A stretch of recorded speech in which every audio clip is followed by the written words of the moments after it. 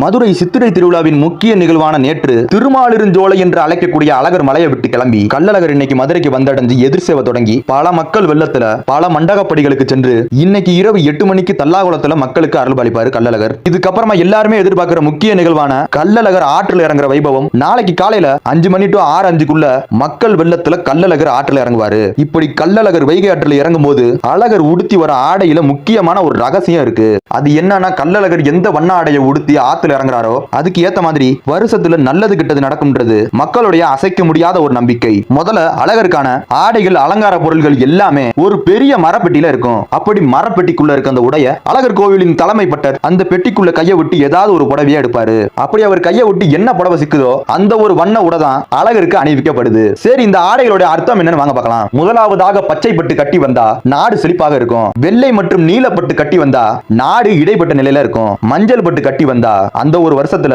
மங்களகரமான நிகழ்வுகள் அதிகப்படியாக நடக்கும். அதே மாதிரி சிகப்பு பட்டு கட்டி வந்தா அந்த ஒரு வருஷத்துல போதிய விளைச்சல் இருக்காது, நாட்டில் அமைதி இருக்காது என்பது மக்களுடைய ஒரு நம்பிக்கை.